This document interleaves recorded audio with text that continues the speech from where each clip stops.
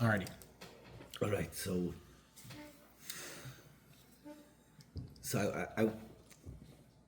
I have like 80% worked Rus out thing? the whole Rus story, and I feel like the place it's going to end up is exactly where I would have loved it to end up. I'm going to see if you could bridge the. What I want to end up is a Havan of what Kabbalah Torah is, what Torah really is, like what is Limud HaTorah, like, and I have Torah on that, and I have Torah on Rus, and they look like they're converging. So neither one of them is what you'd think the story is. So, like he was saying that the like art, there's a certain point where you break with the art's worldview of the world, and you say like Rus is a love story, But then there's another point past that where you go, no, it's not really a love story. Not because our school said it isn't, because it really isn't.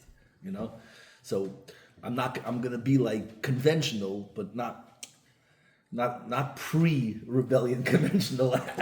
Like I have a very hard time thinking that Rus is a love story. I'm not afraid to call it a love story. Like I think Shir Hashirim is a love story, right?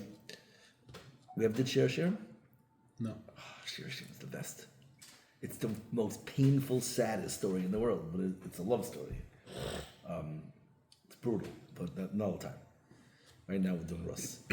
So Rus, like, do you think Rus really loved Boaz and Boaz loved Rus? Like, it's very hard to picture that. What? He had money. He had money. Okay, but that's not love, Probably. right? I don't know if you're joking or not, but it's a real thing. But it's not a joke. It's not. For all of us who don't know the story that well, Let's go through the Rus, the story. And then of, why you don't think it'd be a love What? story? I mean, because he died the next day, or Yeah, well, that's a sad love story, but we were saying that beforehand. But he's an old man, and she's a beautiful princess, and it's very sad that she has no one who will marry her, and then the owner of this farm, who's old enough to be your great grandfather, and You like have to define attraction. you have to do a lot of dancing to make it into a love story. I don't think that's the job of this thing, is to do all that contortions. It's not something else going on here. It could be a love story, but I don't think it's a love story between Rus and Boaz. It might be a love story between Rus and Nami, or hopefully between Rus and God and Judaism or Israel.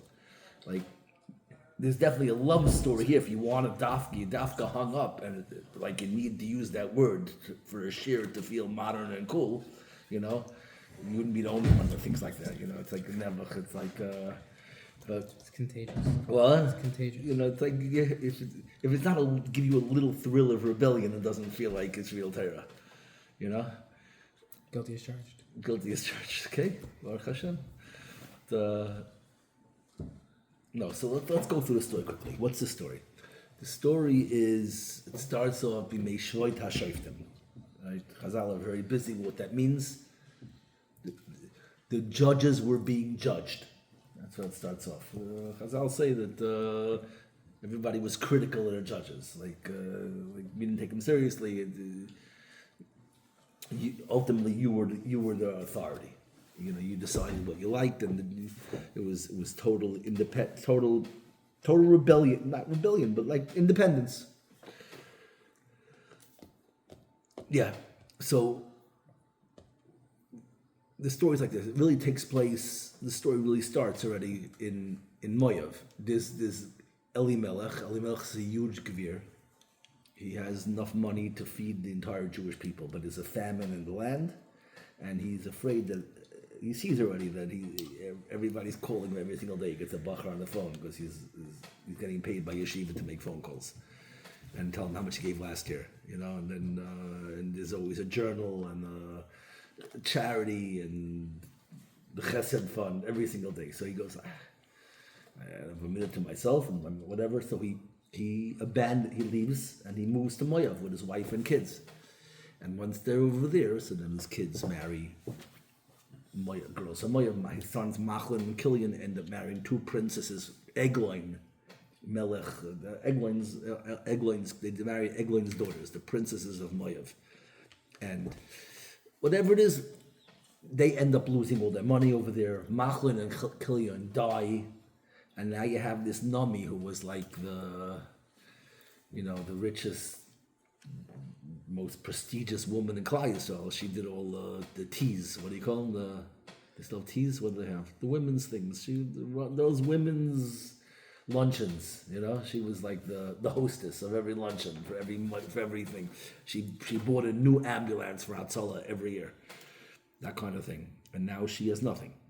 So she came full, and she comes, whatever, we'll see. Lashon she's Reikam, Shivani. Hashem returned me. She lost everything, and now she has to go back home to depend on people's tzedakah that she left, and she has these two daughter-in-laws who lost their husbands, so and she's leaving, and they don't want to leave her, and it's a whole dramatic story between Rus and Orpah saying that we don't want to leave you, we're coming with you. And she goes, what are you coming with me for? I'm not, I'm not going to have more kids for you to marry. I'm an old lady, and what do you have there? Here you have your kings, your princesses there. You can, anyways. In the end, Orpah gives her a kiss, cries a little bit, and they hug, and she goes back, and Rus sticks with Nami. Nami tries to scare her off and say, "Are you crazy? What are you doing?" And she says this most beautiful lines. She says, "Elekayech Elekai, Amech Ami, your people is my people, your God is my God. I'm with you. I'll sleep where you sleep. I'm going to eat where you're going to live where you live. Whatever it is." That's what she says. Your house is my house. Your everything's whatever is yours. It's important, the words when we get into it, and they decide to go back to the Jewish people. They go back to Eretz Yisrael, and they come back to Eretz Yisrael, and it's the harvest. And Rus and Nami, the old lady, sends Rus to the fields to go get leket shikha and peah with all the aniyim, and like the shofet of those times was Boaz. Boaz is like the rich gvir, has all the fields, and he's also the shofet, and he sees Rus in the fields, and he hears who she is, and she conducts herself with such dignity, and she's not like, the poor people are usually like lower class. That's what it sounds like, and she's careful how she bends down to pick up things, and she's not taking what's not halachically right, and she's classy, and he tells the workers, take care. He hears that she's Nami's daughter-in-law, and everyone knows that everyone's sort of snobbing out Nami because Nami abandoned them. They're enjoying a little bit of her mapala, but it is impressive that this Moav girl that she comes with, how dignified she is, how good she is, and she's taking care of Nami, and Boaz says, I heard everything you're doing for Nami, it's amazing, you don't go to anyone else's fields, you stay here, I'm going to make sure you're taken care of. He tells the workers in the field, like, don't disrespect her, give her everything she needs, take care of her. Anyways, that's basically the story. Nami comes home, Rus has tons of food, and she goes, how did that happen? He goes, he says, Hashem made it happen, and you understand, he's our relative, and he could do Yibum, and so she tells Rus, you go to him in the field when they're harvesting, so they thresh over there. So he's sleeping in the threshing house, and lie down by his feet, uncover his feet, and you lie down by his feet in the night. And he wakes up in the middle of the night, and he sees her there, and he goes, and she says some poetic lashon, like, spread your cloak over me, and like, marry me, and like, he's doing whatever Nami told her to do. It's a sketchy story, and he says, there's different ways to understand it, but he says, stay the night, like, don't go, nothing happens, but he didn't want her to be caught, and then he wanted to see, and he davened to Hashem that she shouldn't get embarrassed, and no one should see. It would have been a chil Hashem if the shofet was caught, this young girl, and he says to her, listen, you're right, there was a mitzvah of Yibum. Everyone thought that you're not allowed to marry a Moav, but it's Moav Yibum and Moavis. Right? So what was allowed here, just paskin that before. It's like part of the story. Anyway, so he says, but there's somebody before me.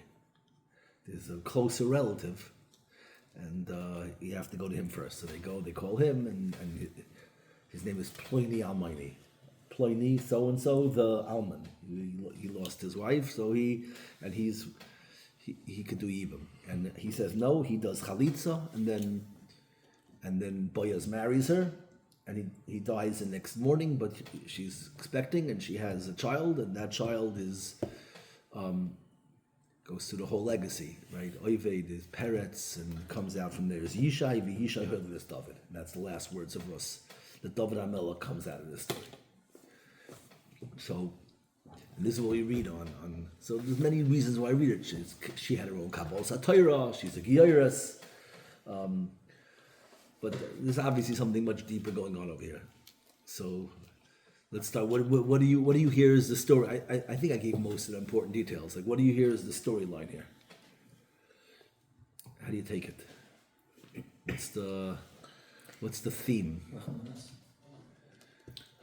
It's Rachmanis that Boyas feel. That's the hergish you feel. We really should do it inside.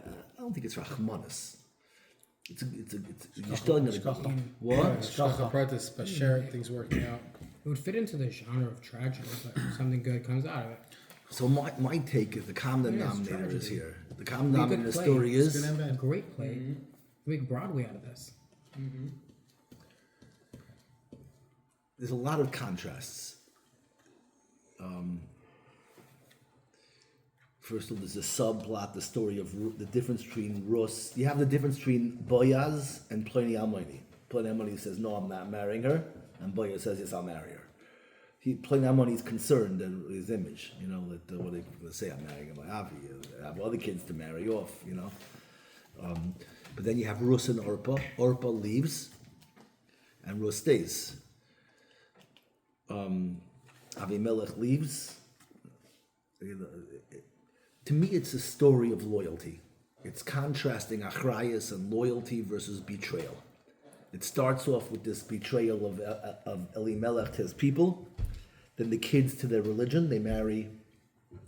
The Machlon and Killian abandon Jews, and then Rus and Orpah want to stay. Then Rus stays, and Orpah goes. It's a total study of contrasting. You could study any of the elements here, and then Boyaz versus Pliny Almoni. One of them does his achrayas, one of them doesn't. Like this midah of achrayas, of responsibility. I don't know if it's exactly achrayas. We'll see. It might be something. It's a little more refined, but it's doing your own thing versus living for someone. I think that's what it is. I'm giving away maybe my punchline. How do you get to the punchline? You have to go. You always said stuff in the beginning. Where's the beginning of the story? If you want to trace the beginning of the story of Rus, of Megillas Rus, where does it really start? It could be it's even earlier than I'm going to say, but where would you trace it back to? So where does Moav come from? Me'av. Yeah, from Lloyd and his daughters. So really, you have to go back. Chazal say the whole story really starts in Sidon. In Sidon is where the whole story starts. And Sidon, the whole philosophy of Sidon is shali shali shalach shalach. That there is zero achrayas to anyone else. It's also to give stock. It's also to take care of anybody else. That's where That's where the entire story starts. And then somehow, Lloyd's daughters end up sacrificing their whole self-respect to be with their father to have a kid. Why? Because they're worried about the entire world. The most non-Sidon story in the entire world is Lloyd and his daughters. They weren't with their father because that was what their dream chassan was. Right? They basically all had to get drunk for this to happen. But they did it because there's no one left in the world. We have to save the world. It's kiyum ha'olam. Right? You know that story, right? They ran away from the Stoim. They thought the whole world was destroyed, and they were with their father in the cave, and and they both come pregnant from their father, from Lot. And that's Ammon and Moav. Ammon means from my nation, and the older one called it Moav, from my father, much more brazen. So, to me, the story of that ending of the story of Lot's daughters is literally the antithesis of what Sidon was, right? So somehow, and then why you're not letting marry Ammon and Moav? Not because of that story. What was the reason why you can't marry Ammon and Moav? And they got the Because they were embarrassed enough? Didn't he give us food? Shloi kidmu eschem, because they didn't give you food. And Klal Yisrael was coming out of Mitzrayim. So that's This one in the desert, no, in the midbar. yeah. That's why the Klal Yisrael was left Mitzrayim. They were traveling in the midbar. Ammon and Moav didn't. They just fought Amalek, and now coming through Ammon and Moav, and Ammon and Moav didn't bring you any food. I thought they sent their daughters into what's Oh, called. Avrich Moav. Then that was Midian. it was Midian, but it was I mean, that's why you still can't marry the Midian, right? Isn't that? it's both. It was Midian together with Moav. Yeah.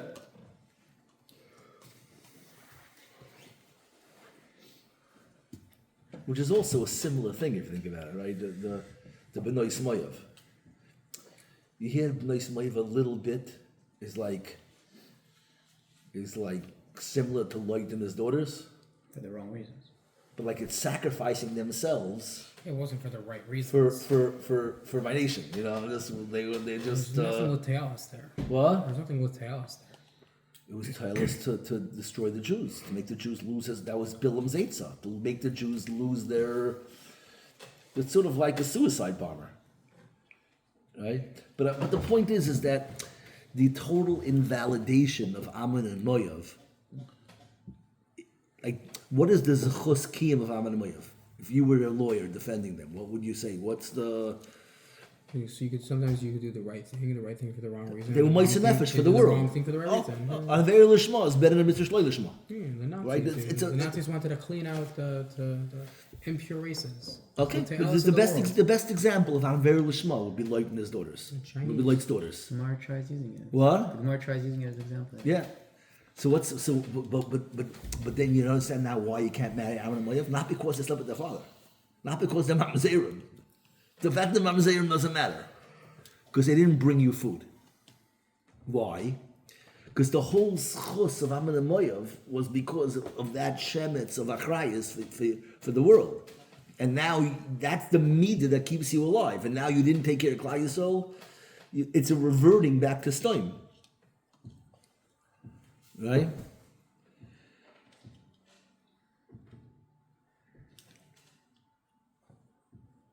So then somehow Rus and Orpah are the ones who are being masakin that. Rus is her total giving Ibrahim to Nami and the Klal Yisrael is that tikkun. To me, the entire also when you learn the whole Megillah, you'll see it's all about contrasting Boyaz to Chani Amoni. Orpah leaves, and Rus stays. Elimelech, the whole story is the story of Achrayas to the Tzibur. It's literally the story of Stoim, the Machloikas of Stoim and Avram. Okay, so that's the first step. The first step, you masking that you hear, you're connecting the dots. That's what sounds like it's going on over here.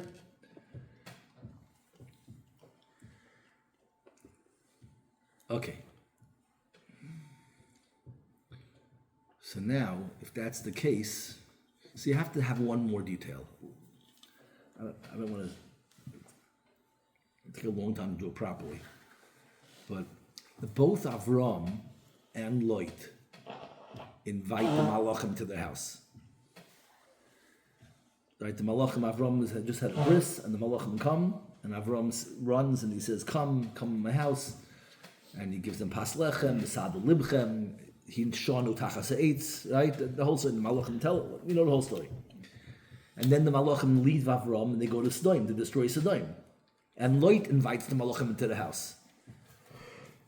And if you go through the psukim, it's an unbelievable thing to study. Is to study the hachnosas orchim of Avram versus the hachnosas orchim of Lot, because they're both inviting the same guests 2 days apart, and you see how they're fearing. What are the differences? Okay, I'll tell you. It's much cooler to look at it inside, but we don't have chumashim here. So Avram vayoretz l'krasam doesn't say vayoretz l'krasam by Lot, but by Lot it says that vayishtachu apoyim marza. He bows down his face to the ground. Avram just yishtachu doesn't say apoyim marza. Avram says, Rachatzu raglechem v'yishanu tachaseitz. Wash your feet and come relax. Take a nap. And Lloyd says, Linu v'rachatzu raglechem. Come take a nap and then wash your feet.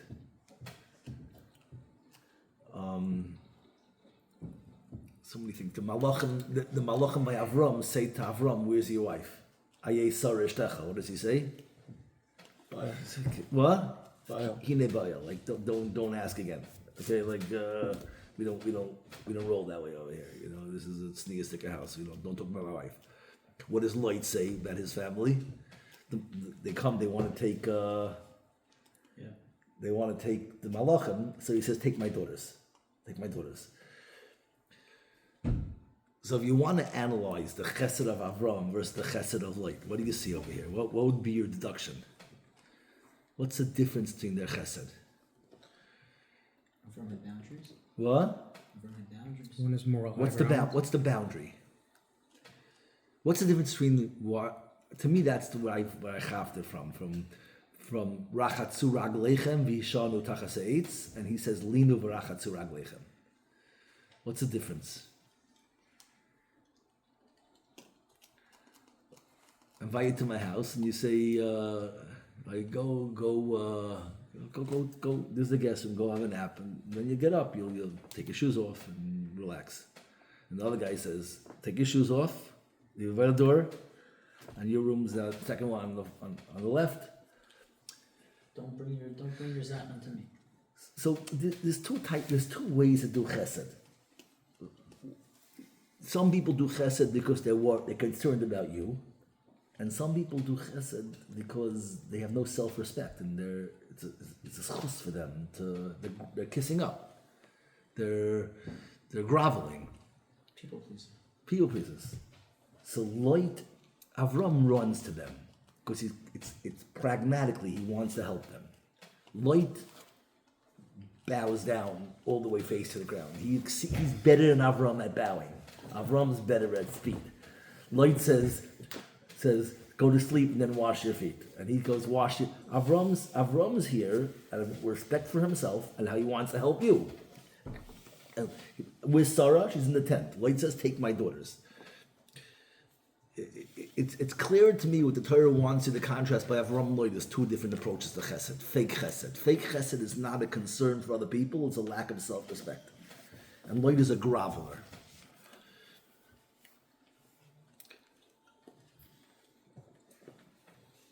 But Lamaisa, he's not Sodom.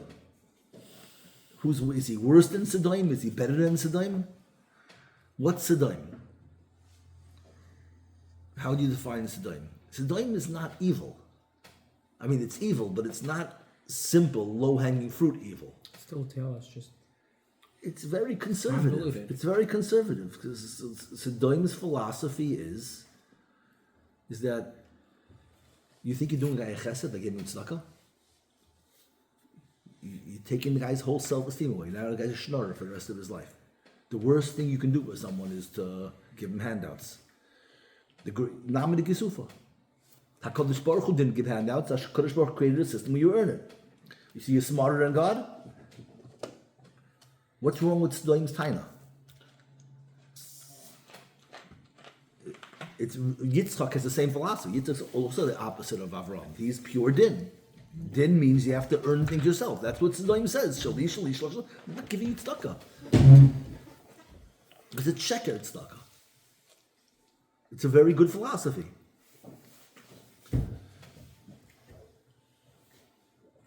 It's not an easy thing to figure out what's wrong with Sodom. Why Avram is right. It's not your cheshbon to make that other people should work. Interesting. But it's also not us to be supporting everyone. Right, but it's your cheshbon to crippling him.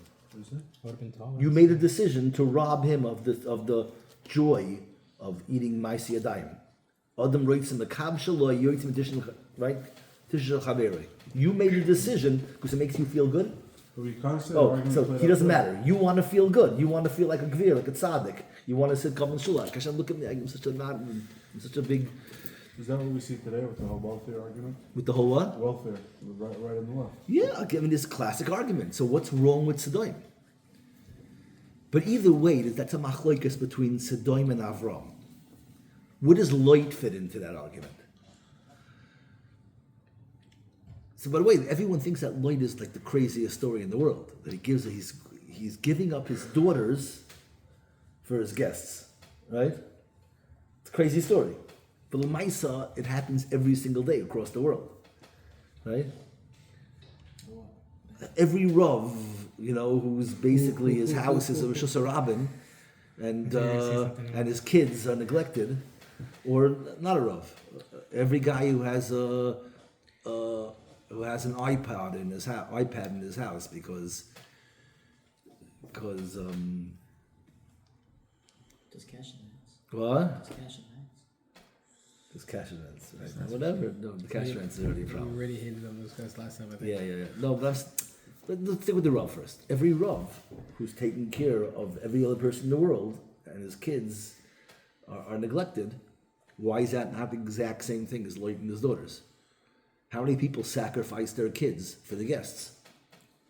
Everyone does better with guests than with their family. Some people, the whole reason they have Shabbos guests is because it's good Shabbos meal with guests. Goes back to marriage, right? What? I'm asking. So that's such a light story. They're only going to have a Shabbos Suda when there's guests here. When there's no guests, we don't use dishes. How many people use dishes when there's no guests? There's no guests, take out the plastic. So what does that mean? That's a light story. That means you'll send your daughters out for the world. Because we're going to say the Malachim. Malachim are more important than my family. Everyone's more important than us. It's a privilege for us to serve the guests. It comes from a total lack of self-respect. It's a very real sugya, right? But on the other hand, it doesn't look like Lot's daughters have that problem, or do they? So when Lot's daughters, the chunash genu yoin is exactly on the face, it looks exactly like their father, right? We're willing to sacrifice ourselves to this terrible thing because the world needs it. So how would you define what's wrong with that? What would have been the right reason to do it? How do you flesh that out? The right reason to save the world. the right reason to save the world. It's a very subtle thing between I'm picturing everyone's dreams and everything that will happen in their lives and all the beauty, and I can't bear to see that it never happened. Versus the irv in that of the thought that who am I anyway? There's another difference between following the moral Torah or philosophical morals. Meaning anyone could think That's a of separate argument. Why- That argument's why true. is this not I'm that? not arguing with that argument. That's an I mean, important if you want argument. to argue to say that the world's overpopulated, so it's elsewhere. No, so you're having a philosophical. I'm talking more of a psychological argument. When someone is doing this because they don't respect themselves or because they want to save the world. Not philosophically, psychologically, the two sides here. If somebody doesn't have any dignity, then what's the Mesiras Nefesh for me to do this? It's a whole different. When Esther goes to Achashverosh, that's a perfect example of someone who doesn't want to go. But Atavei Toved, and whatever it's an important part of this. We'll come back to Esther, but Esther ends up going to save the world, but not out of a lack of respect for herself.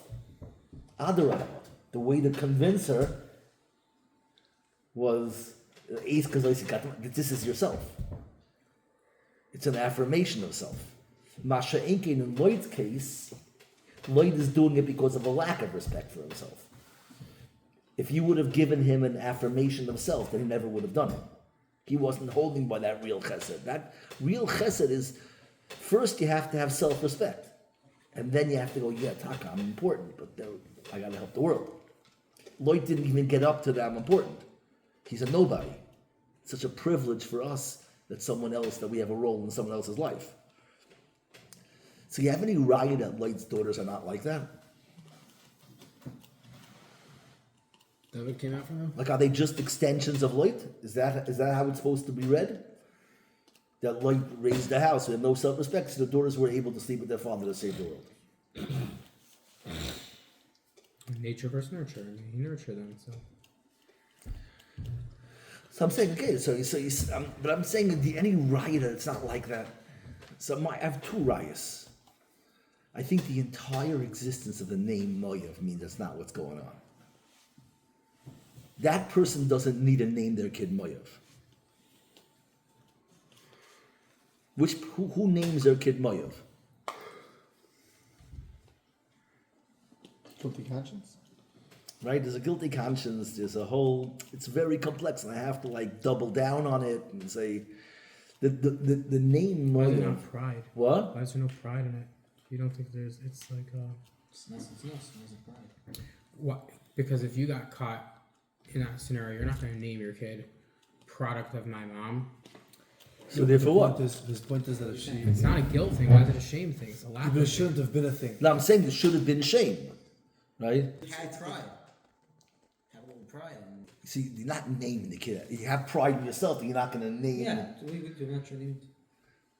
But I think it's fakir. It's because she has pride Oh, that she names him that. what's that? Doubling down. So you think I'm embarrassed? As opposed I name my kid Moav. You're saying as opposed to not caring. What? As opposed to just not caring. As opposed to being oblivious or being insecure. She's like a ganza balshita. She tried saving the world. But I don't think she named the kid Moav for look what I did. I don't think it was that kind of Moav. She was saying, no, I'm not embarrassed. You think I feel like a low life? I'm ashamed? Like, don't nebuch me. It's like in the world today, every low woman, what do they say? You know? What did they say? I'm making so much money. I'm so happy. I'm living my best life. That's the line. My best life. Right? That's the word. My best life. You know that sprach? Anytime a girl says, I'm living my best life, what's the translation? run. No. Translation? She feels What? horrible. She's. I basically just left my father. Yeah. Some equivalent. That's what she said. So the Moav thing, this is the first my best life. Naming the kid Moav is saying this is my best life. Probably gematria. Moav, my best life. My best. Moav. Membez. You should say that in a speech one time. What? Maya, Gematria. My best life. Yes, I'm That's what she's saying. You ask him psychologically, that's the biblical line of living my best life. My father's so proud of me. You know, that's the line. That attitude. Is that what she's doing when she names the kid Moav? How do you see it? But if she does that, then she's not light. That's a different person. What's the alternative, though? I mean, you just drew up a whole picture, but this is why she had to do it. But on the flip side, there's no world where she could be a light. How would you envision if she is a light? What would she name that? What would she name it? Let me tell you where I'm going. Let me tell you where I'm going in the whole thing. And then we'll say I wanted to bridge it. Let me switch down to Mountain Torah, to what Talmud Torah is. It's very deep. I'll ask one Mahara. What's Nami? What's Rus's lashon that she says to Nami? That she wants him Megayah. This is separate. This is what I asked last year. My last year's kasha. My shir was a different shir, but it's not what I'm doing now. But the kasha's still the same kasha. She says to Nami, "Elikai amich ami kasher olin oli. I'm gonna sleep where you sleep. I'm gonna live where you live. Your nation is my nation. Your God is my God." That's the ultimate. If you were studying this like as literature, that's like the climax of the story. Her statement of commitment to the Jewish people. That's her Kabbalah's oil mitzvahs. Is that a kosher gerus? What would you define that gerus? Nami saying, "Go home." She goes, "No, I don't want to leave you. Your nation's my nation. Your God is my God." Well, what would you say about such a gerus?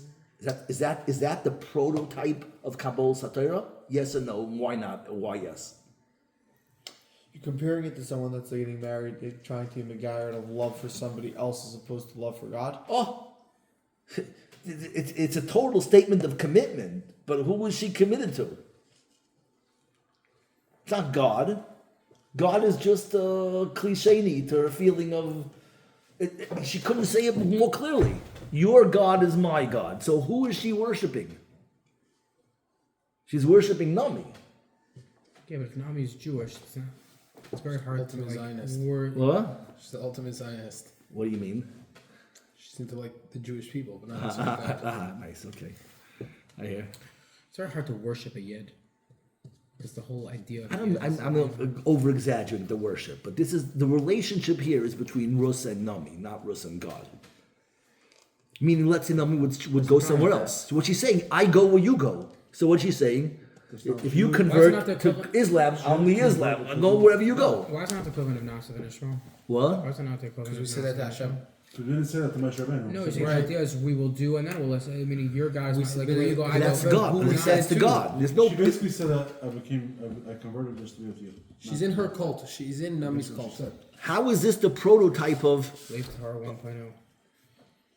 How is this the prototype of Gerus? Rus is the prototype. By the way, the name Rus is the. What's the gematria of Rus? 606. 606. Why is that the prototype of all Gerus? Missing the seven mitzvah. She already had a 7. So a Ger is accepting 606 mitzvahs. Right? So Rus is the. She was everything she was missing, so she became home. Well, Yisro is the same letters, right? Except there's a Yud. Also a Ger. The two Ger in the Torah. He only kept 3. No, he has 606. He has the extra 10 because maybe to riot he was there for Aseret Dibros. Let's name out in Torah Huba. It's meant to include Aseret Dibros that he heard. He was there for Har Sinai. Maybe I don't know. Whatever. I think that's how. Maybe that's how you could be miyashiv the machlekes. Whether from Har Sinai after yesterday, he was there for Aseret Dibros, but he was only Megayer afterwards. That would be the 606 plus 10. I mean, whatever. I don't know. Whatever. It's interesting that Rus and Yisrael are the. But. So what's wrong with that? What's wrong with that articulation of her dveikus? It sounds all about Rus. It sounds all about Nami. So now let me go to Talmud Torah. Can we define the process? When we say Talmud Torah Keneged Kulam, what makes Talmud Torah different than all? Why is it bigger than all the other mitzvahs in the Torah? The Rambam says because kill everything. How? Because Paradox. Everything comes from that. So. Okay, that's an easy. Doesn't need to be complicated. Not true, but it's something. That's not what we mean Talmud Torah. We don't mean Talmud Torah like halacha. That's a very low level of Talmud Torah. That's called Maisa Mitzvahs, learning Maisa Mitzvahs. Talmud Torah is the knowledge of God, knowledge of Yediyah Se'emes. I don't know how to ask the question to get the answer I want, but let's flesh it out. What is the process? See, every other mitzvah, even though you're being nisbatel to the Ratzon Hashem, at the same time you're affirming yourself. I shake lulav. I give tzedakah. So no matter, even though I'm doing the Ratzon Hashem, I'm affirming myself. It's a zich. There's no real nisbatel. It's all yeshus, right? Everything's yesh. By Talmud Torah, so what is it? What's the process of knowing emes? Describe the process of knowing emes. How do you can work hard, you can be omil in Torah, and you can be yegeya in Torah, but that's not yediyah. What is yediyah? What's the process of yediyah? Is there a zich in yediyah? Yeah, What's the zich? I understand it. So what does that mean? You understand? Makes sense to my brainwaves. I process it. So let me ask a question. This thing that you chapped, was it emes before you chapped it? Yeah. So this is a total reality.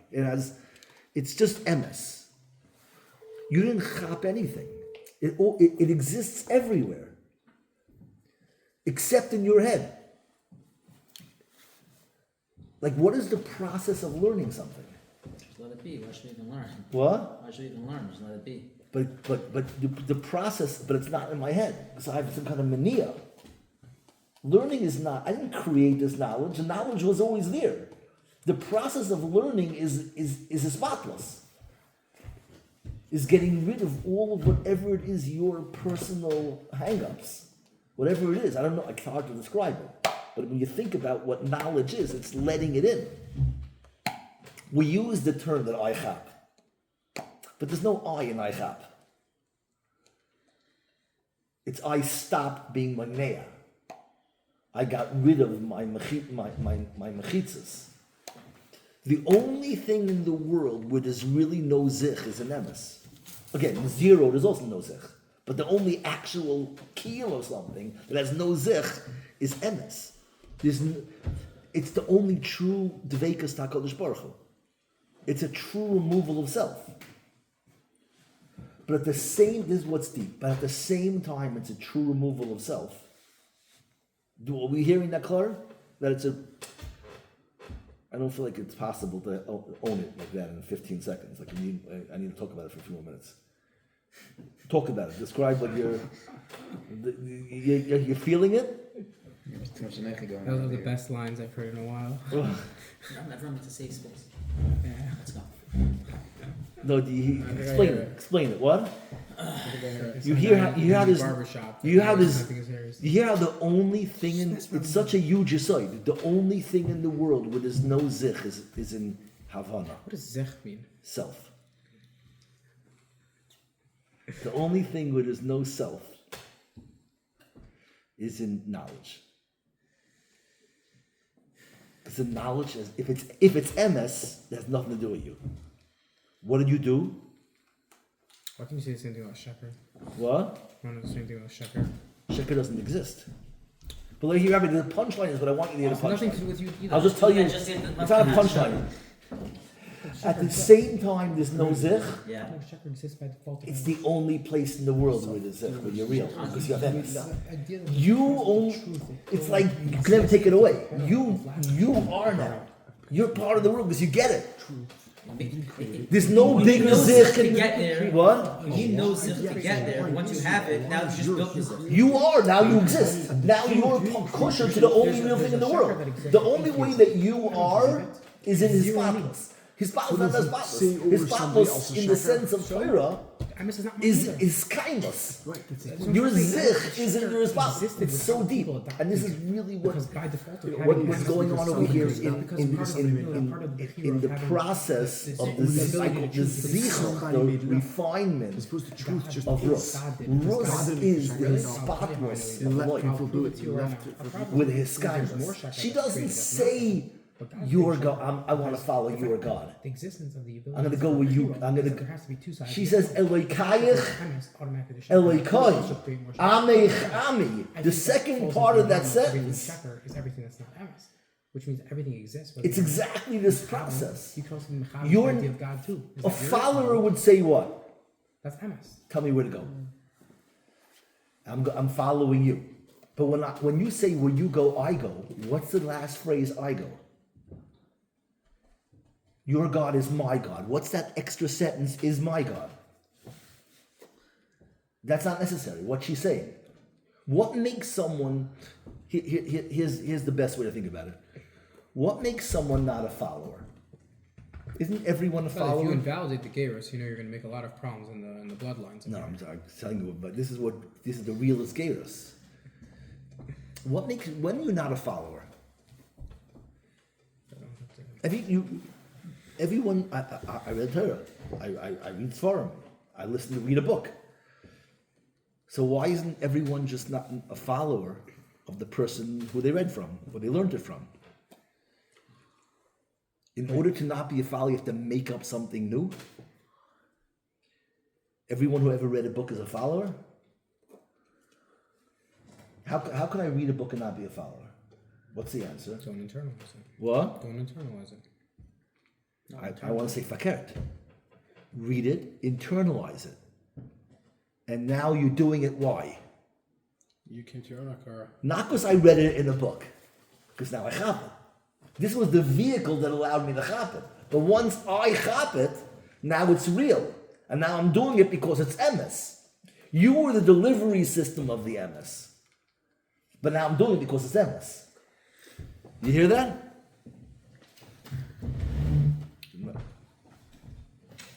There's two people. I do it because it said it in this book, or it said it in this book, and the book taught me. So this is the Geirus of Rus. And then I want to show how that's what happens with light. Ami a total And that's tzaddikus? what, and that's the moy of. It's a process where Rus is this hispatlus that ends up with a real Was zich. Naomi 100% a tzaddikus through and through? What? Was Naomi 100% a tzaddikus through and through? I don't Because know. only if she was cool with Emes could you say, your God is my God, where you go, I You're go. saying Rus or And- Nami? You're talking about Rus, not Nami. No, Naomi. Because Rus spoke to Naomi. Right? She said, where you go, I go, right? Your God At is this mine. point, it sounds Because like if Nami did she's tshuva anything and other- whatever her chatoya was. She If left. she's anything other than absolute MS, then when she's saying where you go, I go, then it's not necessarily that acknowledgement of vehicle. It's belief in her herself, and not so much as a reflection of her believing. But she doesn't say, I'm going to, where you go, I follow. It says, where you go, I go. That's what I'm It saying. means, yeah, so no, so you don't have to know if Nomi was a tzaddikas. You just have to know No, if 'cause Rus maybe not thought she everywhere was. she went, You have to just necessarily. see if Rus thought she was. Rus saw Nomi as everything worth being with, and she was the Why would you conduit. say where your God says to go, I'll go, and why the verbiage that she chose? Because that's what it is. She doesn't know what God said. She That only wouldn't knows be it through Nami. poetic No, enough? Nami is her Matan Torah. Nami is her Navi. Nami is her revelation. The point is that her second sentence, and this is the Yiddish second. This is the second sentence that changes everything from a light. Sounds very close to her child. The tikkun of a light. And this is the tikkun really of the whole Sadaim. The whole Sadaim is that no one cares. We had a framework we had two opposites, and now we're creating a third thing. There's Sadaim, which has no achrayas to anybody else. And then there's the kiss-up artist who's totally into everybody else. What's the shlemus? Somebody with the independence of Sadaim, but the recognition of the achrayas of everybody to each other. When you realize that the emes is that we're all one, then your zich, your affirmation of self, becomes the giving yourself to the community. Not because this is what chesed is, and this is really what you look at. This is the model of Esther. Esther becomes everything she was meant to be, but she's karka oil. You know, there's a hispatlus, a giving herself up that makes her great.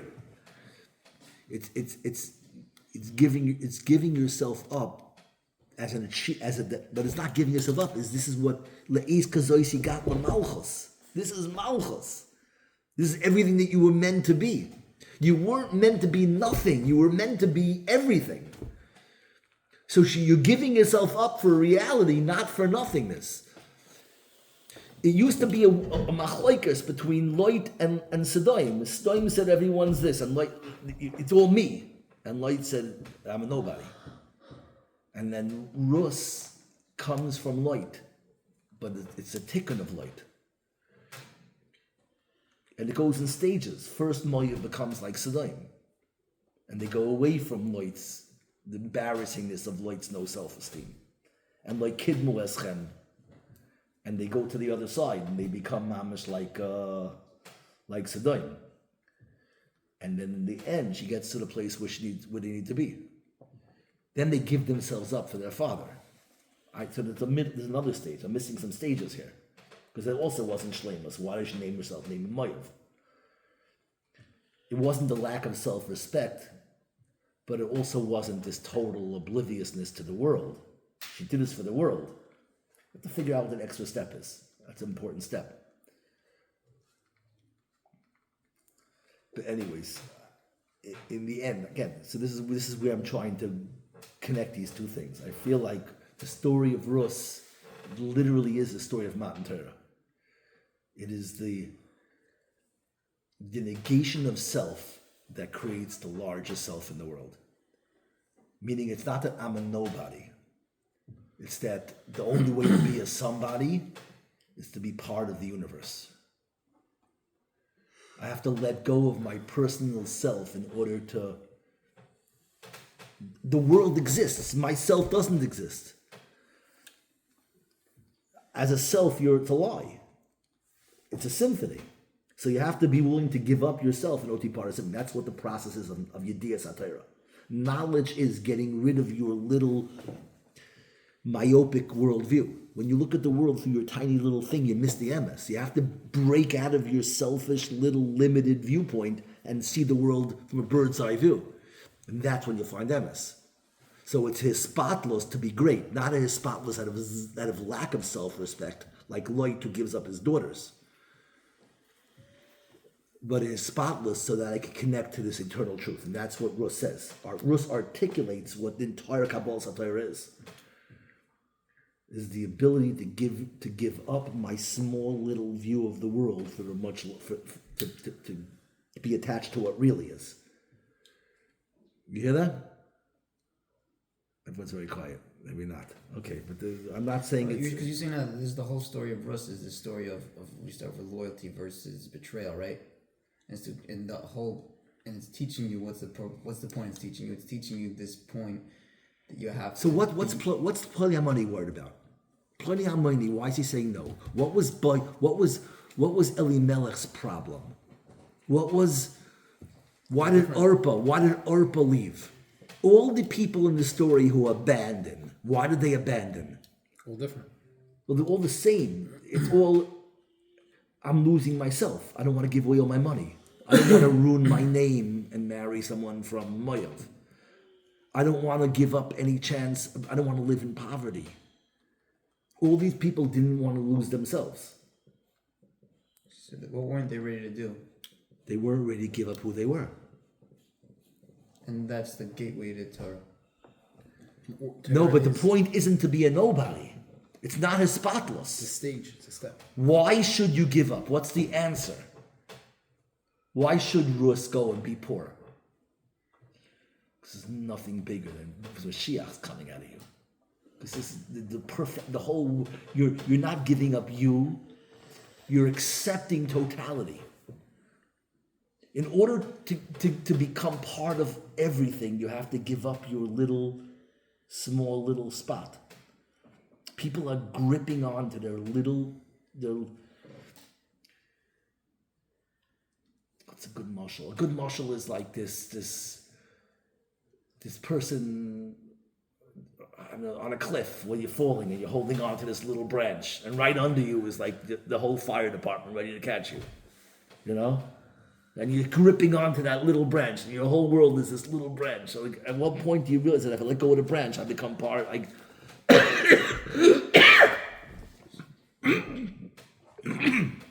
what you think is the branch, what you think is safe.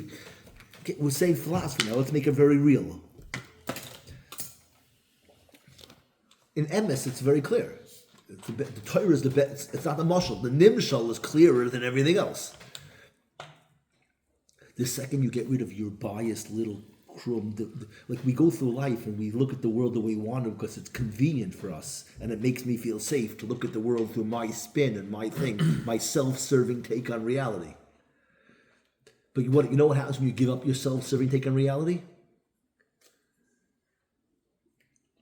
So then you let go of it, now you're in reality. And there's nothing more thrilling than reality. We're fighting to hold on to our spin because they feel, but that spin is the lie. Yeah, we're not really getting focused on what makes the Torah more real than the fake version. She ended up with Mashiach, and that's beautiful, but when we get rid of our reality, right? And what are we getting in exchange?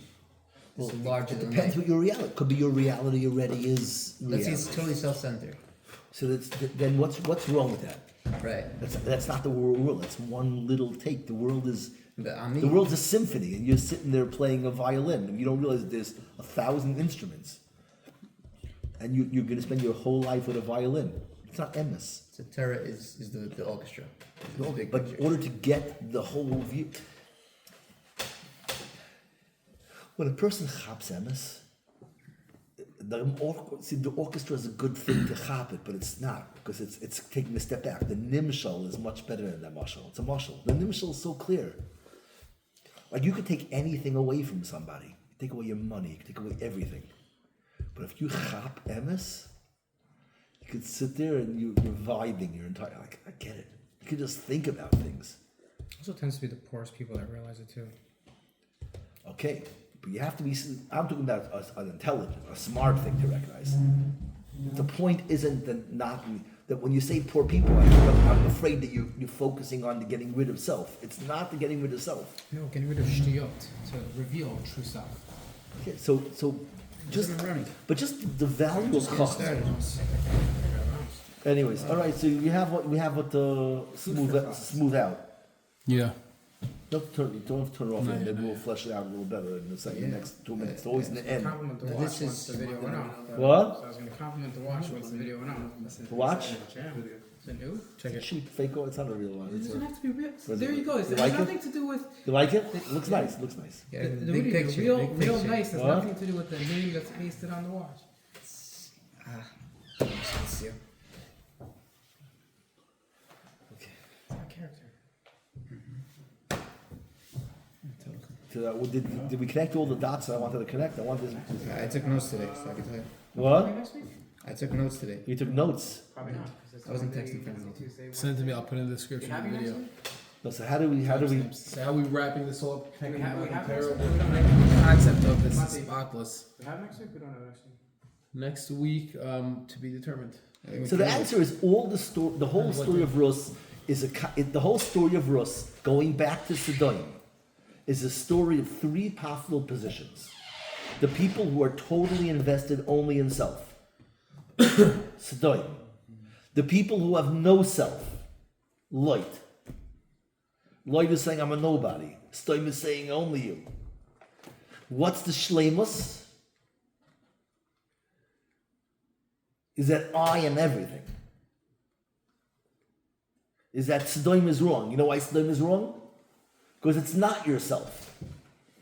Yourself is sheker. Your whole reason why you are fighting for self is saying that's emes. That's tzedakah sheker. Self is sheker also. They're both sheker. Yes, Lot giving up his daughters is sheker. But Sodom is also sheker. Because you're not an island. The understanding of a world where everything fits creates achrayos, means that this is reality. And therefore, when I put down my instrument for a minute to help somebody with his violin, I'm not giving up beautiful music. I'm allowing the symphony to happen. And the symphony is mine. That's what... The story of Rus is a story of achrayas versus selfishness, but it's a very deep havana of what achrayas is. It's you see selfishness would be my God. Here's a good one. Oh, here's a good punchline. Selfishness is to say my God. Spotless is to say your God. What does Rus say? Your God is my God. That's amazing. You hear that? That's a defining sentence. The person who has no zich says, your God. You tell me what to do. I'm a follower. The person who says, I'm not studying to anyone, doing it my way, says, my God.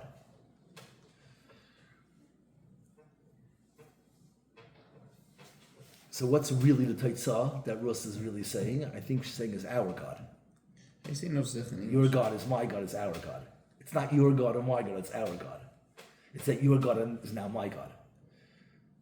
you chop the part where I said that when are you not a follower? That's a very important part. When do you stop being a follower? When you chop the material and you chop the emes. Now you're doing it why? Not because the book said so. You're doing it because you get it. So now you're doing it because it's emes. The book was the vehicle that delivered the emes to you. You'll have a kars atoiv to the book, but you're not doing it because of the book. You're doing it because the book was magal to you. Now you're in touch with emes. So that's called elikayach elikai. The book says elikayach, and then once you copy yourself, now it's elikai. And that's the avoid David. You're not supposed to be in this battle to Hashem. You're supposed to be in this guy, your hakar of Hashem, which only came through a spotless of your little small view of the world.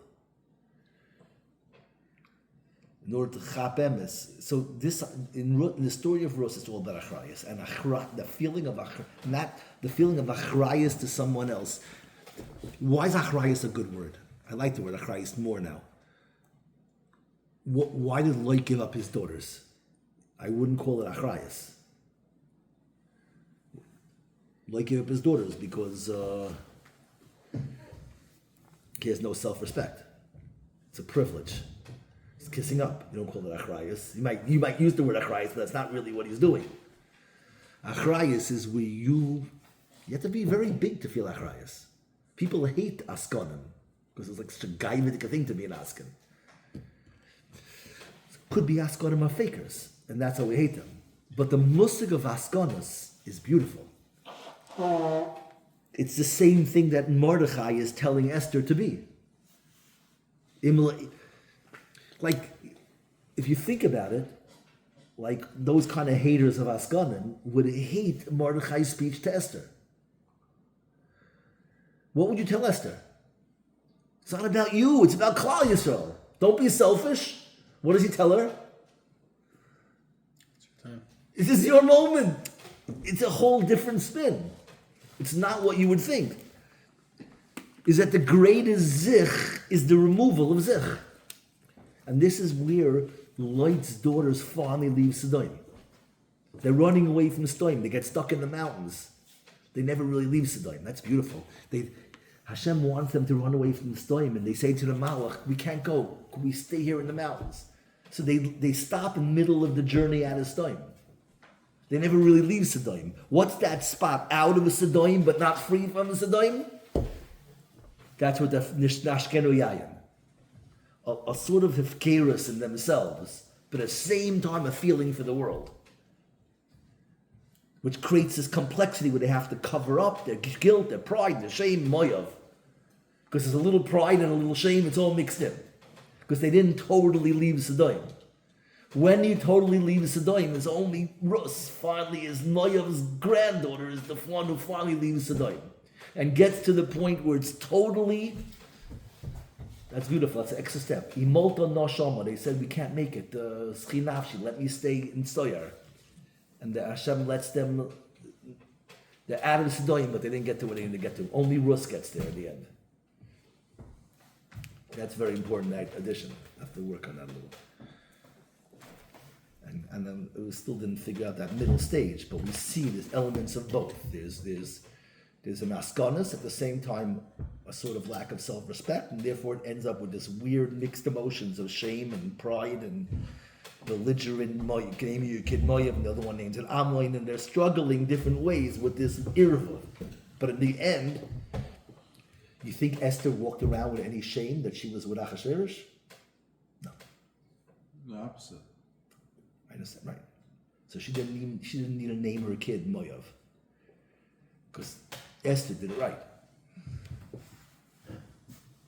By the way, it's cool that we're using Esther for this verb, which has nothing to do with Shavuos, but it does have to do with Shavuos. Because Shavuos never really became what it was supposed to be. Shavuos never became this. It was Kabbalah Satoyla Megillah. It was Kafalim Hagigigas. So the only point where it really was the king of the Kibbutz, Shavuos really happened the way we're describing, where it's a total zich. Not kafalim hagigas. A real zich of I'm makabel Torah v'ava. That's only Purim. Purim is the real Shavuos. That's what it makes sense that Esther comes. Is this on tape? This is very important.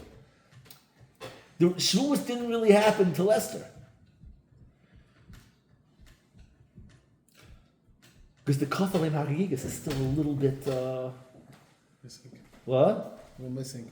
It's not a zich. We're saying the whole point is Elekayach Elekai. Kafalim Hagigas is still a little Elekayach. There's no Elekai. The goal is the Elekai, where you walk around free, emes. I literally feel like that. That's like, I can literally have nothing. As long as I can memorize a few psukim in my head, I can be a knower. I can just think out the psukim and think it out. Like it's just like there's no food, there's no music, there's nothing that touches kavod and ava. They're all validations. You don't need validation when you have emes. I don't know what people do in solitary confinement if they don't have any emes to think about. But if you're in solitary confinement, you don't need friends, or you just have emes. You don't need someone to talk to. Emes is real. That's the coolness of emes. There's nothing more real. Everything else is a crutch. Okay, whatever. Wow. By the way, just the Gemara, when it's describing the whole point of Torah, it's literally, so this guy, Pliny Almani, who doesn't, he ends up being nobody. That's a cricketer. His name is Pliny. Forever, he is Nobody. The epitome of nobody. Boyaz is the somebody, right? But he's literally no, because that's when you're affirming your zich, you end up with nothing. When you're nispatel your zich, like light, you're also nothing. When you're nispatel your zich to be a zich, that's elikayach elikai, and that's kabbalah, and that's Talmud Torah. It's not shmiras hamitzvahs. Shmiras hamitzvahs is hisbatlas. It's elikayach. The only time you can say elikayach elikai is emes. That's another good way to hear it. Elikayach elikai can only be achieved in Talmud Torah. That's why Talmud Torah is Kulam. The experience of God in emes is total. In everything else, it's his spotless. And since there's a me, it's not a true spotless. I can never totally say elikayach. It's your God, your thing. I'm the spotless. There's a me saying it, me doing it. So if my trip is to do your ratzon, I'm doing your ratzon, and I'm never totally doing your ratzon. Except in Talmud Torah, I'm totally doing your ratzon, and then there's a zich. So what was I adding? I was adding in something. What did I just say I was adding in there? I lost the train of thought. Okay, but whatever it was. On the recording, we'll remember. Then what were we just saying? What were we just saying? What was it? What were we being myself?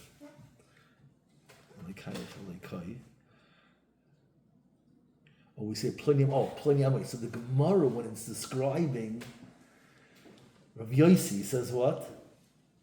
Sukkah says his yontif, because he says Harbe Yosef Ika B'Shukah. There's so many Yosefs in the Shuk. This is my day, because this is where I become me. His mom is saying my whole Torah. And it's really a response. Harbe Yosef Ika B'Shukah is Pliny Almighty. There's a million Pliny Almighties. It's only in Torah that I become me. That I'm this Yosef. I'm like the only in Torah you become real. And that's the whole Rus. The whole Rus is this process of, it's literally the same process as Talmud Torah, which really only happens in Purim and Esther.